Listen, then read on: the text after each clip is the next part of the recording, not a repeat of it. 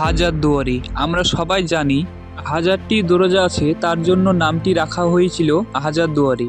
কিন্তু আপনারা জানেন কি, যেখানে কয়েকশো দরজা হলেই হয়ে যেত, সেখানে হাজারটা দরজা কিসের জন্য বানানো হয়েছিল? হাজারটি দরজার মধ্যে 100টি দরজা ছিল নকল, বাকি 900টি দরজাই বানানো হয়েছিল আসল। কিন্তু কেন?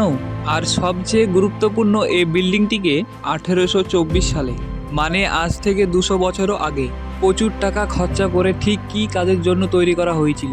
আর বলা হয় এই হাজারদুয়ারির ভিতরে এমন একটি আয়না রয়েছে, আয়নাতে মানুষের মাথা না, শুধু শরীর দেখা যায়। আর ওই আয়নাটা কি এখনো হাজারদুয়ারির ভিতরে আছে? আসুন আজকের ভিডিওতে দেখা যাক সবার প্রশ্নের উত্তর। সবারই প্রথমে বলা যাক হাজারদুয়ারিতে 1000টি দরজা কেন বানানো হয়েছিল। তবে তার আগে ছোট্ট করে এর ইতিহাসে একবার নজর দেওয়া যাক। 1823 সালে পশ্চিমবঙ্গে মুর্শিদাবাদ জেলায় গঙ্গা নদীর তীরে হাজারদুয়ারির কাজ শুরু হয়। অনেক স্বর্ণ মুদ্রা খরচা করে এই হাজারদুয়ারি প্রাসাদটি তৈরি করা হয়েছিল।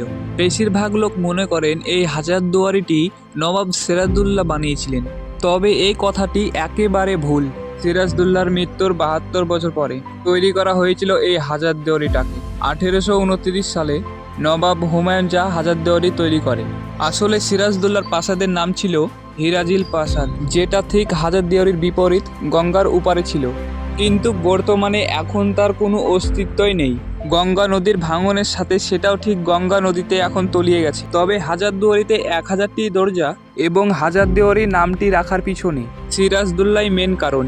আসলে সিরাজউদ্দৌলা শাসনকালে 1000 বুদ্ধিমান পণ্ডিতদেরকে নিয়ে কোনো বিষয়ে সিদ্ধান্ত নিতেন, সেটা খুব সফল ছিল।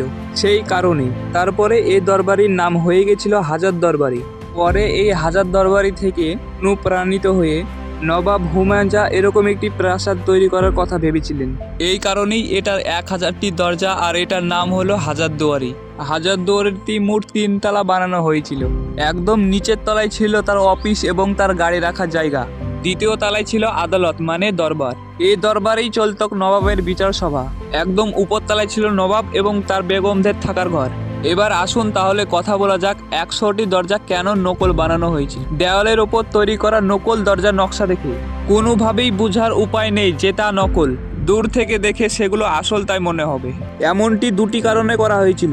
প্রথম কারণ, যদি প্রাসাদে কখনো শত্রুদের আক্রমণ হয়, তাহলে নবাব এবং তার পরিবারের সদস্যরা যে কোনো দরজা দিয়ে পালিয়ে তারা যেন প্রাণে বাঁচতে পারে। দ্বিতীয় কারণ, সেই সময়তে প্রচুর চোর ডাকাতের উৎপাত ছিল, তাই কখনো চোর ডাকাত যদি কোনোভাবে প্রাসাদের মধ্যে ঢুকে পড়ে, কিন্তু সে বেরোনোর সময় যেন বেরোতে না পারে, সেই উদ্দেশ্যেই 100টি নকল দরজা তৈরি করা হয়েছিল। কিন্তু সেই যুগে এই হাজারদুয়ারির প্রাসাদের ঠিক ভিতরের দৃশ্যটা কেমন ছিল? প্রবেশ করার সঙ্গে সঙ্গেই আপনি দেখতে পাবেন 2টো গাড়ি, একটি হচ্ছে ঘোড়ার গাড়ি, অন্যটি উটের গাড়ি। চারিদিকে পর্দা দেওয়া ঘোড়ার গাড়িটি ব্যবহার করা হতো বিশেষ করে মেয়েদের জন্য, অন্যদিকে উটের খোলা গাড়িটি ব্যবহার করা হতো পুরুষদের যাওয়ার জন্য। হাজারদুয়ারি ঘরের ভিতরে রয়েছে একটি অদ্ভুত আয়না। কেন অদ্ভুত? কারণটি হলো এই আয়নার সামনে কোনো মানুষ দাঁড়ালে তার মাথা বাদে সমস্ত শরীর দেখা যাবে। এই বিষয়টি কোনো রহস্য থেকে কোনো অংশে কম নেই। বিজ্ঞানীরা বলেছেন এই আয়নাটি একটি বিশেষ ধরনের কাঁচ দিয়ে এবং বিশেষ ধরনের এক অ্যাঙ্গেলে তৈরি করা হয়েছিল। তার জন্য মানুষের মাথা না, শুধু শরীর দেখা যেত। হাজারদুয়ারির ঠিক অপর দিকে রয়েছে একটি ইমামবাড়া। এটিকে ঠিক মনে করতে পারেন এক প্রকার শান্তিপ্রিয় সামাজিক মিলন স্থল। এটি হলো এশিয়ার মধ্যে সবথেকে বড় এবং দীর্ঘ ইমামবাড়া। শুরুতে এটিকে চন্দন কাঠ দিয়ে তৈরি করা হয়েছিল, সেটি সম্পূর্ণ পুড়ে ছাই হয়ে যায়। এরপর নবাব ফেরাদুন শাহ 1846 সালে আবার নতুন করে ইট বালি পাথর দিয়ে এটিকে নির্মাণ করেন। এরপর 1947 সালে দেশ স্বাধীন হওয়ার পরে 1985 সাল নাগাদ ভারতের সেই সময় প্রধানমন্ত্রী রাজীব গান্ধী এই জায়গাটিকে সাজিয়ে গুছিয়ে একটি মিউজিয়ামে পরিণত করে। তথ্য অনুযায়ী প্রতি মাসে 30,000 মানুষ এখানে ঘুরতে আসে। তো এই ছিল মুর্শিদাবাদের গর্ব। তো বন্ধুরা, চ্যানেলটিকে সাবস্ক্রাইব করে আমাদের পাশে থাকুন এরকম আরও ভিডিও দেখার জন্য। আর কে কে হাজারদুয়ারি ঘুরতে গিয়েছিলেন অবশ্যই কমেন্ট করে বলবেন। আর নেক্সট আপনারা কিসের ওপর ভিডিও দেখতে চান সেটাও কমেন্ট করে বলবেন। তো বন্ধুরা, আবার দেখা হবে নেক্সট ভিডিওতে। ধন্যবাদ।